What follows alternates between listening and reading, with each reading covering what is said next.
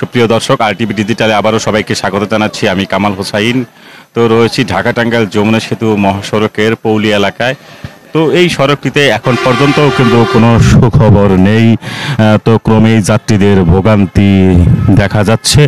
তো মূল কারণ হিসেবে যেটি দেখা যাচ্ছে যে যমুনা সেতুতে টোল আদায় বন্ধ রাখার কারণে সেতুতে দীর্ঘ লাইন সৃষ্টি হয়েছে সেতুতে, এবং সেতুর সেই লাইনের কারণেই কিন্তু সেতু কর্তৃপক্ষ টোল আদায় বন্ধ রেখেছে দীর্ঘ সময় ধরে। আর এই টোল আদায় বন্ধ থাকার কারণে যমুনা সেতু পুরোভার থেকে এলেঙ্গা এবং টাঙ্গাইল বাইপাস থেকে করুটিয়া পর্যন্ত দীর্ঘ যানজটের সৃষ্টি হয়েছে। আপনারা দেখতে পাচ্ছেন যেখানে ঠিক ঠায় দাঁড়িয়ে রয়েছে যানবাহন, কোনো নড়াচড়া বলতে কিছু দেখা যাচ্ছে না। এখানে যে সমস্ত যাত্রীরা রয়েছেন প্রচণ্ড গরম এবং এই রোদের মধ্যে তাদের চরম দুর্ভোগ কিন্তু পোহাতে হচ্ছে। আপনারা দেখতে পাচ্ছেন যে যাত্রীরা সেই যানবাহন থেকে নেমে তারা সড়কের পাশে কিন্তু অবস্থান করছেন, নেমে একটু স্বস্তির আশায় তারা কিন্তু রয়েছেন,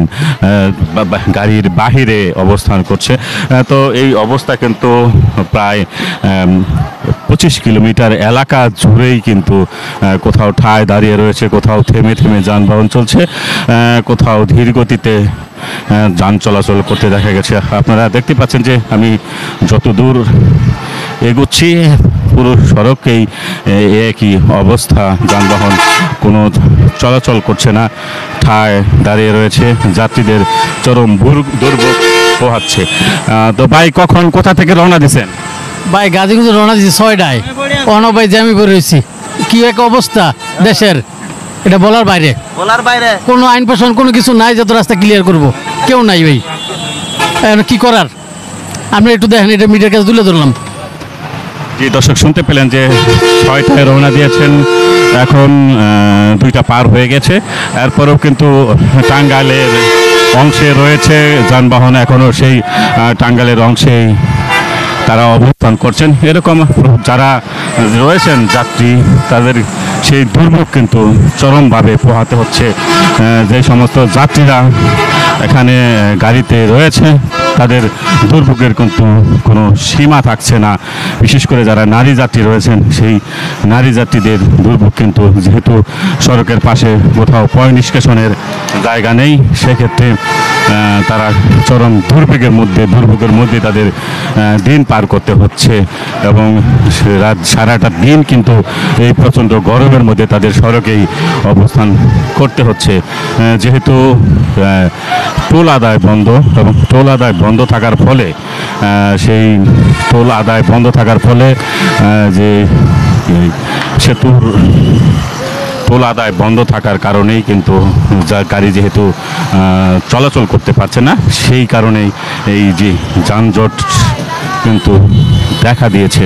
এবং ধীরগতিও কোথায় রয়েছে গাড়ির, এবং যে সমস্ত যানবাহন ট্রাক রয়েছে, যে ট্রাকে লোকজন, যেটি ট্রাকের উপরে যারা চলাচল করছেন বা গন্তব্যে যাচ্ছেন, সেক্ষেত্রে সেই গন্তব্যে যারা যাচ্ছেন ট্রাকে, সেই প্রচণ্ড গরমের মধ্যে কিন্তু তাদের নাভিশ্বাস তৈরি হয়েছে, চরম দুর্ভোগ যেটি বলে, সেই দুর্ভোগের মধ্যেই কিন্তু তারা তাদের গন্তব্যে যাচ্ছেন। যেহেতু রাত পোহালে ঈদ, সেই ক্ষেত্রে তাদের যে যাত্রীদের যে ঘরে ফিরতে হবে পরিবার পরিজনদের সাথে ঈদ করার জন্য, ঈদের আনন্দ ভাগাভাগি করতে, তারা কিন্তু সেই চেষ্টা করছেন। শেষ সময়ে তাদের বাড়িতে যাওয়ার যে উদ্গ্রীব, তা কিন্তু দেখা যাচ্ছে। আপনারা দেখতে পাচ্ছেন যে আসলে এই সড়কের পুরো সড়ক জুড়ে কিন্তু যানবাহনের সেই দীর্ঘ সারি, যারা যাত্রী রয়েছেন এবং চালক রয়েছেন, তাদের কিন্তু চরম দুর্ভোগ পোহাতে হচ্ছে।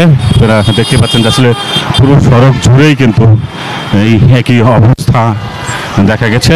এবং তো এটা কখন নাগাদ শেষ হবে তা কিন্তু বলা যাচ্ছে না। তবে পুলিশের পক্ষ থেকে যেটি বলা হচ্ছে যে আসলে তারা কাজ করে যাচ্ছেন, যানজট নিরসনের চেষ্টা চালাচ্ছেন। তবে সেতু কর্তৃপক্ষ যেটি বলছে, তারা গাড়ির যে চাপ, সেই চাপ সামাল দিতে পারছেন না, যার কারণে মাঝে মধ্যেই যানবাহন চলাচল টোল আদায় বন্ধ রাখেন। ভাই কোথা থেকে রওনা দিচ্ছেন, কখন? ভাই ঢাকা থেকে রওনা দিয়েছি আপনার সকাল 8টার সময়। এই পর্যন্ত এই জায়গাতেই, এখানে থাকা মোটামুটি তিন ঘন্টা 3.5 ঘন্টা পার হয়ে গেল। এ পর্যন্তই যাচ্ছি, এখন যে গাড়ি ছাড়ছে এখন আগাচ্ছি। দর্শক আপনারা শুনতে পেলেন যে আসলে তারা যেটি বলছেন যে এই টাঙ্গাইল অংশ পার হতেই তাদের সময় লেগে যাচ্ছে 7 থেকে 8 ঘন্টা। তবে সেতু কর্তৃপক্ষের যেটি বলা হচ্ছে, তারা চেষ্টা করছেন যে সেতুর উপরে যে সমস্ত যানবাহন আটকা পড়েছে সেগুলো দ্রুত সরানোর জন্য, যাতে করে টোল আদায় সচল রাখা যায়। তো যাত্রী এবং চালকদের পুলিশ প্রশাসনের যে সংশ্লিষ্ট যারা রয়েছেন তাদের যে আশা, খুব দ্রুতই যান চলাচল স্বাভাবিক হবে, নির্বিঘ্নে যাত্রীরা তাদের ঘরমুখ হতে পারবে এবং তাদের গন্তব্যে যেতে পারবে। এতটুকু ছিল ঢাকা টাঙ্গাইল মহাসড়ক থেকে সর্বশেষ তথ্য।